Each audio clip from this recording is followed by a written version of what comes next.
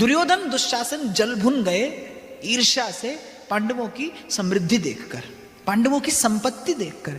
स्वयं दानवराज मय ने इंद्रप्रस्थ नगर का निर्माण किया था, विश्वकर्मा ने सजाया था महल के आंतरिक कक्षों को, लक्ष्मी प्रस्तुत थी, उपस्थित थी पांडवों के कोषागार में।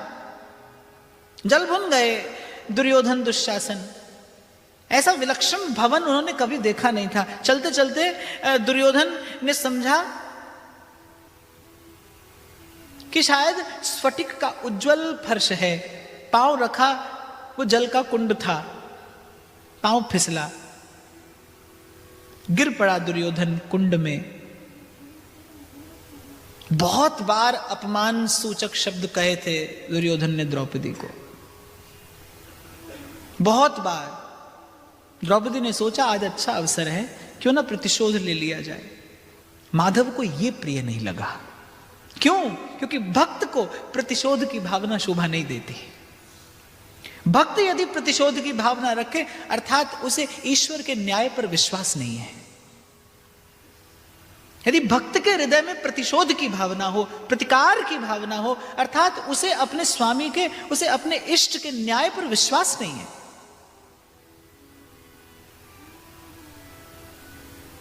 वाण कम मर्माहत करता है, वाणी अधिक मर्माहत करती है। वाण का घाव भूला जा सकता है, भरा जा सकता है, वाणी का घाव नहीं। और देखा जाए तो शब्द ब्रह्म के, और ये बात भी ध्यान देने योग्य होती है कि शब्द किसके मुख से निसृत हो रहा है। यदि कोई व्यक्ति सत्य संकल्प है, कोई व्यक्ति धर्माचरण करने वाला है, कोई व्यक्ति यदि दृढ़ प्रतिज्ञ है, तो उसके शब्द को तो प्रकृति को स्वीकार करना पड़ता है।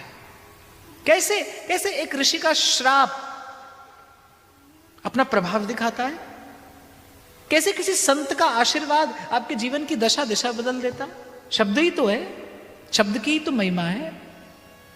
द्रौपदी के मुख से ये निकले शब्द, और शायद कहीं किसी महासमर का बीज पड़ गया इस शब्द से, क्योंकि सज्जन व्यक्ति का क्रोध होता है बिल्कुल जल पर लकीर।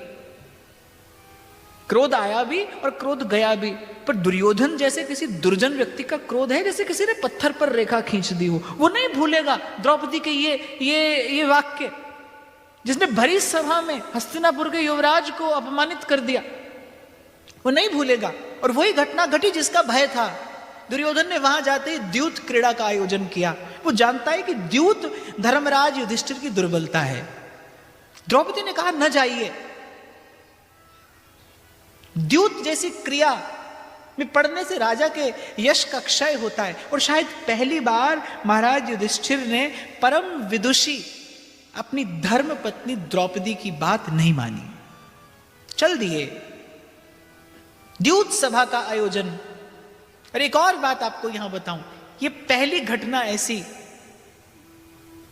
जिसके विषय में युधिष्ठिर ने श्री कृष्ण से भी अनुमति नहीं ली। बिना पूछे चल दिए हस्तिनापुर। द्यूत सभा का आयोजन। दैव योग से द्रौपदी थी रजस्वला, ऋतुमती। उस स्थिति में अपने पति के मुख का दर्शन करना निषेध है, और किसी पराये पुरुष की तो छाया भी देखना पाप है। किसी एकांत महल में किसी कोने में पड़ी अंतर्वस्त्र धारण करना भी निषेध है, शास्त्र उसकी आज्ञा नहीं देता। केवल एक वस्त्र लपेटे, एक वस्त्रा, वो ऋतुमती द्रौपदी। हृदय बड़ा भारी है, सहस्रों आशंकाएं हृदय में उत्पन्न हो रही हैं। मैं जानती हूं कि धर्मराज युधिष्ठिर द्यूत की क्रीड़ा में शकुनी से कभी विजयी नहीं हो सकते। उन लोगों ने हमारा सर्वस्व हरने के लिए ही इस क्रीड़ा का आयोजन किया है। पल पल बड़ा भारी हो रहा है द्रौपदी के लिए। नहीं कट रही वो घड़ियां कि जाने कब कौन सी अशुभ सूचना आ जाए। अभी मन में यह विचार चल ही रहा है कि एक दास, एक प्रतिहारी उपस्थित हुआ कि महारानी द्रौपदी को सभा में उपस्थित होने का आदेश है।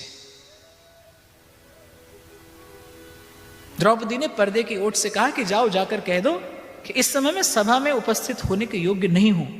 महाराज युधिष्ठिर जानते हैं मैं किस स्थिति में हूं, ऐसी स्थिति में कैसे उन्होंने मुझे सभा में उपस्थित होने का उपदेश दिया। कांप गया प्रतिहारी द्रौपदी के वो गंभीर शब्द सुनकर, लौट गया, दूसरी बार फिर आया। फिर द्रौपदी ने कहा कि क्या महारानी द्रौपदी के शब्दों को जाकर सभा में कहा नहीं? प्रतिहारी ने कांपते शब्दों में उत्तर दिया कि अब द्रौपदी महारानी नहीं रही। महाराज युधिष्ठिर अपना सारा राजपाट, अपने चारों अनुज, अपनी सारी संपत्ति और अपनी पत्नी द्रौपदी को द्यूत में हार चुके हैं। अब आप कौरवों की एक कृत दासी मात्र हैं।